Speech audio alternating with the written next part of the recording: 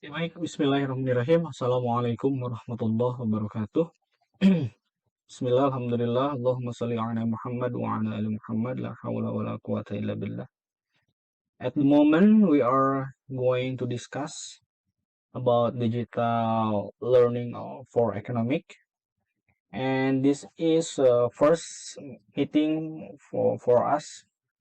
And the first meeting, we are going to discuss and learning about development and prospect for in digital programs. I will introduce myself. My name is Derin Nugraha MPD. I will stay in STKI PPGRI Sukabumi in 2016 until now, and in semester 3 we are going to learn in the subject of digital learning for economic. And in this subject, we are to concern about digital learning, and sometimes and for the future, you will be use all the digital learning in your career and your future. Okay, I will give you preliminary atau pendahuluan. In preliminary, we are going to six subject for this moment. Six course for discuss is in the A. We are going to development of digital learning. In B, we are going to discuss and concern of digital learning potential. C, digital learning function. D, digital learning design. E, digital learning strategy, and for F, digital learning prospect. Oke. Kenapa saya menggunakan bahasa Inggris? Karena memang kita sedang menuju ke eranya Industrial Revolution 4.0 and Society 5.0. Jadi bahasa Inggris ini adalah bahasa pengantar yang akan kita gunakan dalam perkuliahan kita ke depannya. Kemudian yang kedua, kita juga sedang menuju ke proses perubahan lembaga dari sekolah tinggi menjadi universitas. Mudah-mudahan kita doakan semuanya juga lancar. Oke, for development digital learning, I will give you two accessing information. In the one, this is about revolution, in industry 4.0. Okay, we are now today we use all about information from internet base. Okay, in internet base, we can access all information and all learning, all material learning and each other. And before for internet base, we are AVA. AVA ini singkatan dari audio visual aid. Jadi sebelum internet berbasis internet semua seperti hari ini, kita sebelumnya pernah menganut sistem AVA. AVA itu audio visual aid. Mungkin ketika kalian pernah dulu belajar, karena kalian ini termasuk generation Z ya. Jadi mungkin agak tabu ketika mendengar istilah audio visual aid. Kalau dulu di sekitar tahun 2000-an gitu ya, ketika kalian mungkin baru dilahirkan, audio visual aid ini sangat dipergunakan oleh guru-guru pada saat itu, guru dan dosen. Apa saja Pak yang dipelajari dari AVA? Jadi si guru itu membuat media pembelajaran, kemudian nanti di video. Setelah di video itu dimasukkan ke dalam bentuk CD or DVD. Dan biasanya karena dulu itu belum berkembang teknologi seperti sekarang, CD DVD ini nanti dimasukkan ke dalam sebuah CD driver or DVD driver yang nanti dimunculkan dalam bentuk tayangan. Dan kita biasanya di kelas melihat tayangan itu. Itu sekitar tahun 2000-an. Tahun 2000-an. Masih revolusi industri 3.0. Ini industri revolutionnya 3.0. But now, tapi pada saat ini kita nggak pernah lagi mendengar istilah audiovisual aid. Nggak pernah melihat guru membuat media pembelajaran, terus kita nonton media pembelajarannya. Atau misalnya secara di kelas, dosen memberikan penglihatan seperti itu. Karena kita sudah beralih dari internet base ini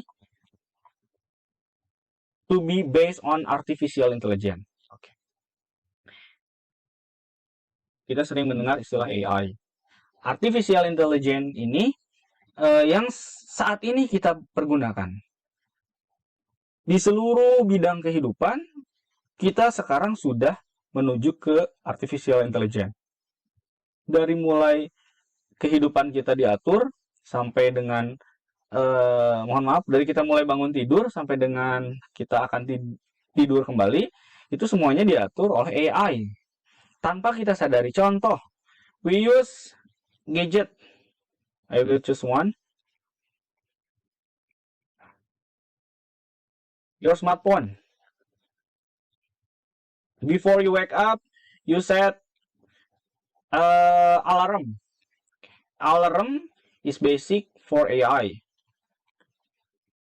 On the time, your smartphone is going ringing loudly and repeatedly.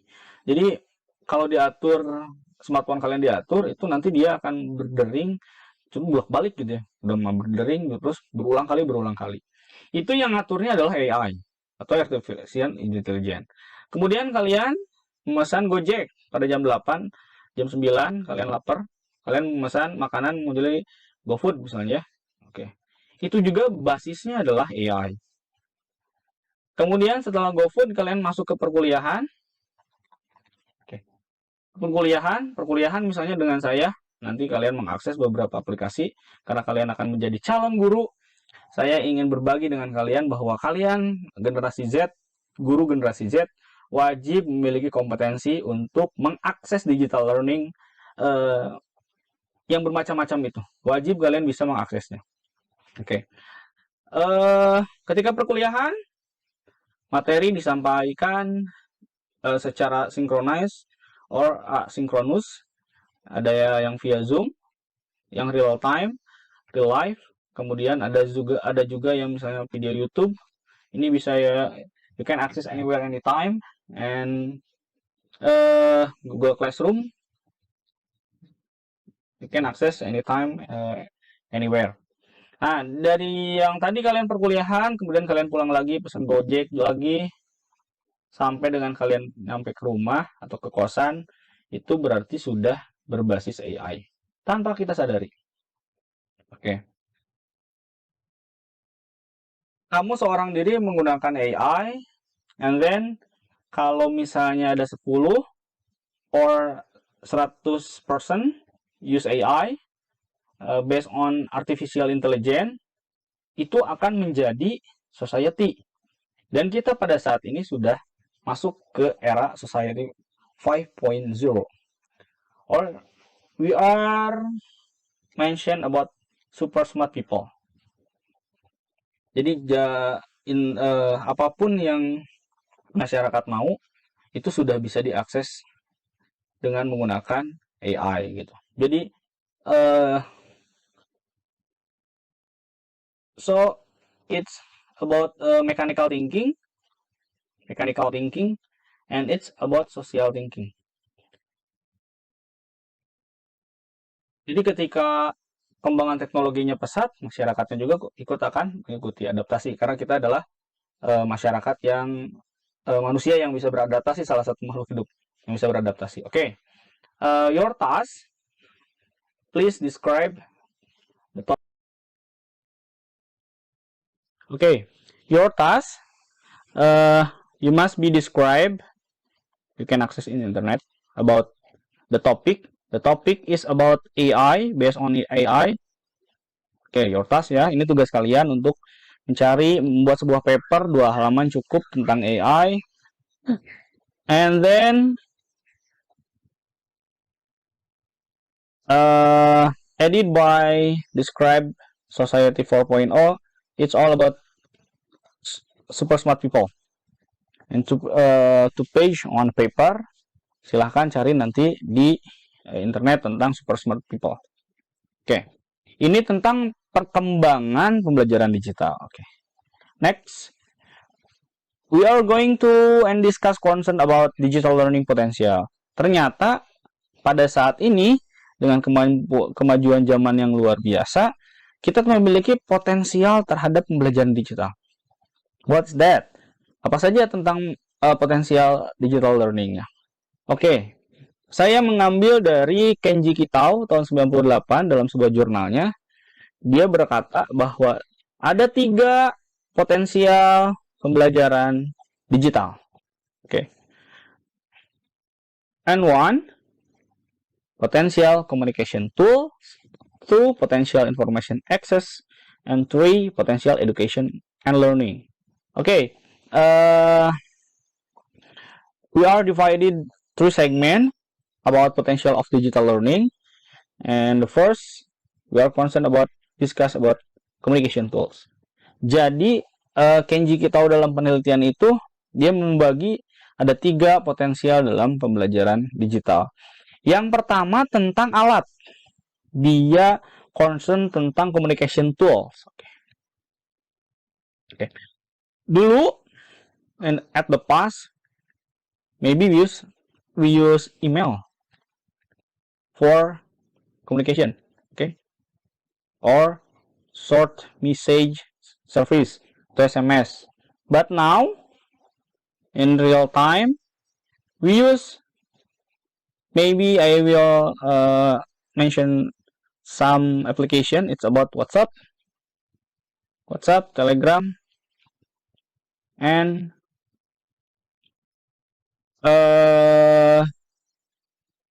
WeChat maybe, or MeChat, or anything. This is about communication tools. Jadi kalau dulu komunikasi itu melalui email, itu ketika kita melalui email itu sudah luar biasa. Ini sekitar tahun 75-an, 1975. But now in millennium age, jadi di era millennium ini kita bisa bergeser sedikit tentang communication toolsnya. Kita pernah belajar menggunakan SMS, short message service. Biasanya kalau email notifikasinya agak lambat. Kalau SMS langsung masuk ke handphone, walaupun belum smartphone ya, masih masuk ke phone biasa. Dan sekarang pada saat ini potensial pembelajaran digital itu banyak sekali aplikasinya untuk sebagai alat komunikasi. Sekali lagi sebagai alat komunikasi ya. Ada WhatsApp, Telegram, WeChat, MeChat,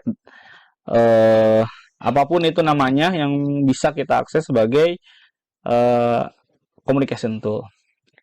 Kenji Kitao juga ternyata yang kedua tentang potential information access. Jadi kita saat ini tidak perlu lagi, sebenarnya bukan tidak perlu. Kita sudah memiliki the greatest library in the world.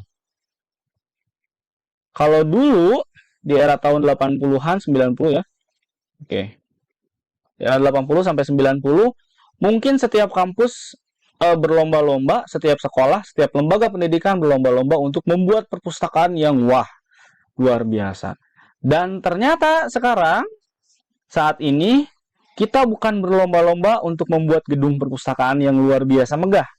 Itu memang salah satu indikator ya, memang tidak bisa dihindari. Karena sistem pendidikan kita masih mengedepankan sistem yang konvensional. Harus ada gedungnya, harus ada bukunya, harus ada orang yang bacanya, dinamakan perpustakaan. But now, di belahan dunia lain, mereka sudah punya perpustakaan digital. Perpustakaan digital yang mungkin beberapa kalian juga pernah akses. Itu misalnya tentang saya contohkan satu misalnya ya, di eh, sebuah publisher artikel jurnal. Saya sebutkan satu saja, misalnya Springer. Springer itu dia memiliki kurang lebih sampai dengan saat ini 4 juta bahan artikel ilmiah yang bisa dipertanggungjawabkan menjadi eh, sebuah bahan diskusi, sebagai bahan pembelajaran, sebagai bahan untuk kita baca, lebih dari sekedar perpustakaan yang ada secara konvensional. Ya, itu menjadikan potensial information access gara-gara based on internet base yang tadi, berbasis internet. Yang ketiga, Kenji kita tahu juga ternyata dari pembelajaran digital learning ini kita punya kesempatan loh untuk masuk ke education, untuk masuk ke learningnya. Kita bisa punya kesempatan untuk pendidikannya dan juga untuk pembelajarannya. Itu yang Kenji kita sampaikan, katakan di jurnal ilmiahnya, kait dengan potensi digital learning. Oke, next. Nah, apa saja fungsi dari pembelajaran digital? Oke. I resume many paper, maybe 6 paper, and I gave you for my conclusion about 3 function. It's about supplement function, complement function, and substantiation function. Suplemen ini artinya tambahan ya, tambahan. Jadi si digital learning ini sebagai media ya, media pembelajaran digital ini bisa jadi suplemen tambahan ketika seorang guru sedang melakukan proses kegiatan belajar mengajar. Jadi tidak selalu siswa membaca LKS, tidak selalu siswa membaca buku pada saat kegiatan pembelajaran dimulai. Tapi bisa juga dengan menggunakan digital learning media itu sebagai media tambahan. Contoh misalnya, tolong dong akses YouTube Anu. Kita belajar hari ini, materinya ada di YouTube Anu, di channel YouTube Anu untuk hari ini. Itu bisa jadi tambahan atau fungsi tambahan dalam kegiatan belajar mengajar.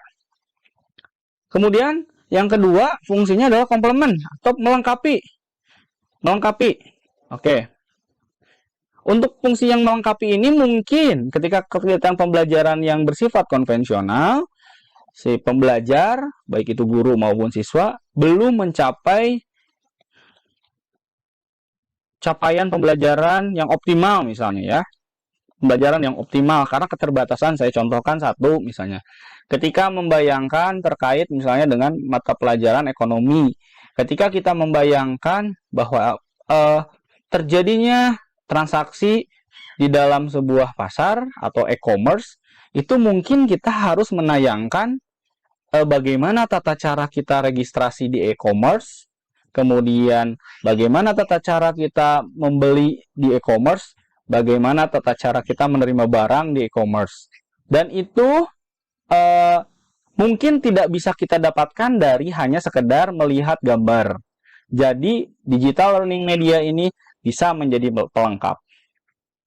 Dan yang terakhir mungkin saja mohon izin, ini bukan substantiation, sebenarnya ini substitution. Oke, function. Atau yang fungsi yang terakhir adalah menggantikan. Daripada siswa kita berkutat melihat buku orang yang hanya sekedar ibu-ibu, bapak-bapak gambarnya sedang transaksi menjual pisang misalnya di buku paket misalnya, itu juga boleh, hanya mungkin feel-nya kurang dapat untuk kita menyampaikan bahwa transaksi itu terjadi loh. Tapi ketika kita menayangkan sebuah video simulasi terkait dengan transaksi ekonomi, si penjual ngomong seperti apa, tata cara berbicaranya, kemudian juga si penjual menawarkan barangnya seperti apa, pembeli dan penjual bargainingnya seperti apa, dan seterusnya, itu merupakan sebuah proses transaksi misalnya. Nah, itu bisa menjadikan pengganti mungkin. Ya, jadi di dalam kegiatan pembelajaran, digital learning media ini sangat penting. Bagaimana kita mencapai tujuan pembelajaran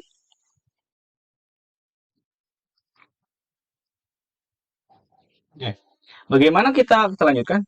Bagaimana kita ingin mencapai tujuan pembelajaran jika media yang kita gunakan saja kurang tepat? Saya yakin setiap guru ataupun kalian calon guru punya feeling, punya forecasting, punya ramalan. Kalau saya pakai media ini, insya Allah tujuan pembelajaran saya tercapai. Tapi dengan media pembelajaran digital, mungkin tujuan yang tadinya hanya mungkin perkiraan 80% tercapai, mungkin bisa nyampe 95% tercapai. Karena dengan kemudahan akses media digital learning tadi, tujuan kita akan menyampaikan bahwa hari ini saya akan mengajar tentang apa itu transaksi dalam ekonomi, itu mungkin tercapai dengan hanya menayangkan sebuah video yang tidak lebih dari 2 menit terkait dengan transaksi, baik itu transaksi secara online maupun yang offline di pasar maupun yang di e-commerce gitu. Ya, oke. Dilanjutkan. Di bagian keempat, ini ada desain pembelajaran digital. Oke, Lance J. Richard et al. Beserta kawan-kawannya dalam sebuah penelitiannya menjelaskan bahwa ada beberapa komponen dalam desain pembelajaran learning.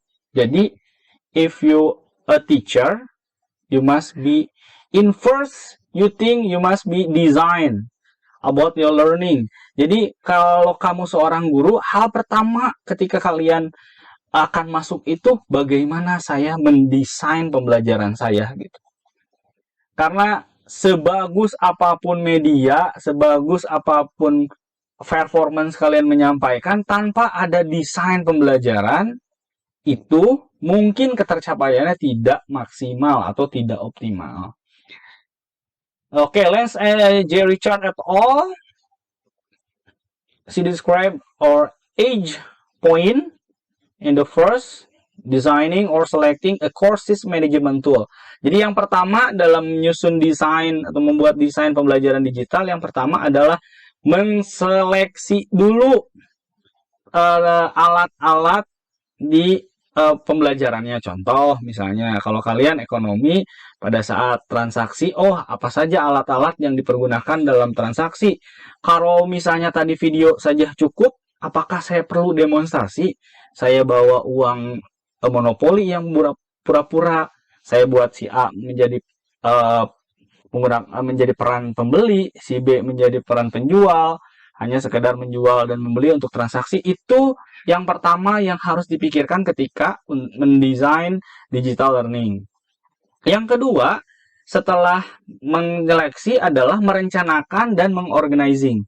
Jadi setelah tadi menentukan tools manajemennya, kalian rencanakan durasinya seperti apa, waktunya mau berapa, kemudian tempatnya di mana. Setelah itu organizing kan, jadi diorganize supaya nanti berkesinambungan. Seolah kalian sedang kalau ketika kita mengajar, seolah kita sedang mendesain, kita menjadi sutradara agar si perannya memerankan dengan baik, penonton yang nonton kita juga paham, alurnya mau ke sana, endingnya nanti seperti apa, dan seterusnya. Kemudian yang ketiga yang harus dipikirkan dalam desain digital learning ini adalah harus menggunakan pembelajaran yang interaktif dan juga menggunakan strategi pembelajaran. Oke. Yang keempat, nah ini karena kita berada di posisi mengajar di tingkat sekolah menengah pertama atau junior high school or senior high school, tingkat SMA, yang pertama yang harus dipikirkan juga adalah tentang prinsip pembelajaran yang dewasa. Karena kita sedang menghadapi orang-orang yang dewasa, bukan yang bisa kita atur dengan silahkan duduk atau anak-anak kita berbaris ya, itu mah bukan adult, berarti di bawahnya. Kita harus men-setting dan juga mengaplikasikan prinsip pembelajaran dewasa. Biarkan mereka mengemukakan pendapat, biarkan mereka berinteraksi sedemikian rupa, walaupun mungkin nanti dalam kenyataannya ada beberapa segmen, ada beberapa part yang mungkin keluar. Contoh ketika dia mengeluarkan joke-joke misalnya ya, biarkan karena itu mereka sudah masuk adult learning mungkin ya. Oke, yang kelima ini tentang pendekatan. Yang pertama adalah tentang pendekatan self directing. Ketika kita mengajar berarti ada instruksi sendiri langsung terhadap siswa, dan juga ada pendekatan tentang student learning, student center learning, jadi pembelajaran yang berpusat di siswa. Setelah pembelajaran pusat di siswa, yang harus dipikirkan kemudian adalah tentang strategi authentic assessment. Jadi assessment yang otentik. Otentik itu yang pertama adalah menyeluruh berarti ya, afektif, kognitif, psikomotor wajib kita nilai karena untuk pembelajaran apalagi yang kurikulum yang dipergunakan saat ini yang kampus Merdeka, authentic assessment itu sangat penting karena banyak sekali calon-calon siswa atau calon-calon mahasiswa atau bahkan mahasiswa itu sendiri pintar dari segi kognitif tapi afektifnya kurang, psikomotornya juga kurang, keterampilannya juga kurang. Ada yang keterampilannya bagus ketika misalnya membuat sebuah project, tapi untuk pengetahuannya dia kurang, sikapnya juga dia kurang. Nah, itu jadi seorang guru wajib menggunakan authentic assessment. Yang kedua, terakhir adalah ini menyediakan tentang orientasi digital dan training teknologinya. Jadi ketika kita akan mengajar juga, ketika siswa akan mengakses digital learning kita, pembelajaran digital kita, kita kasih dulu contoh bagaimana cara mengaksesnya, kemudian nanti tujuan kalian belajar dengan digital learning itu apa, agar mereka nanti orientasi digitalnya juga muncul. Jangan sampai bertanya-tanya, apa sih saya menggunakan quizzes itu untuk apa sih? Kok ulangannya menggunakan quizzes ya? Nanti tolong sebagai guru, sebagai dosen saya juga kadang menjelaskan bahwa quizzes itu fungsinya untuk yang pertama adalah timeless, waktunya juga menjadi berkurang, kemudian paperless, kita nggak usah pakai kertas gitu ya. Karena semuanya berbasis internet atau internet base yang tadi saya sebutkan. Dan yang terakhir adalah tentang ini. Ya, ini mungkin masuk ke ranah infrastruktur. Nah, kalau kalian ini jangan mengambil ngomong Pak lembaganya tidak menyediakan. Nah, kita hanya ke diri kita sendiri. Apa yang bisa kita sediakan infrastruktur untuk media pembelajaran karena kita yang pertama misalnya kita punya smartphone itu menjadi infrastruktur kita. Kita punya internet itu menjadi media kita. Kemudian eh, hal-hal lain misal yang bisa kita akses misalnya kita tahu beberapa aplikasi misalnya aplikasi pembelajaran learning application itu juga menjadi infrastruktur kita. Oke, dilanjutkan. Yang kelima adalah digital learning strategic. Nah, ini saya ambil dari Bong and Dennen untuk 2003. Saya adaptasikan. Ini katanya learning strategic itu wajib untuk menjadi pembelajaran yang bermakna. Oke, ini your task. Ya, ini tugas kalian. Silahkan nanti jelaskan, describe, explanation about icebreaker and opener, kemudian apa itu student expedition, apa itu purposive creative thinking, apa itu peer-to-peer interaction, apa itu streaming export, and apa itu mental gymnastic. Nah, ini nanti dibuat menjadi sebuah paper, cukup 2 halaman. Jangan lupa kalau kalian menyadur, mengutip citasinya, citate-nya dari mana, citasinya dari mana. Ya, itu tugas juga ya. Oke, untuk strategic digital learning saya tidak akan menjelaskan karena ini adalah tugasnya. Dan yang terakhir adalah bagaimana sih prospek pembelajaran digital. Ini prospek yang mungkin saya simpulkan. Conclusion, I would have to resume some paper in internet. I take 4 prospect. At one, digital learning maybe can do for alternative for learning.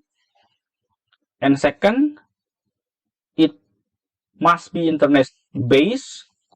Or, and 3, maybe electronic based. And 4, some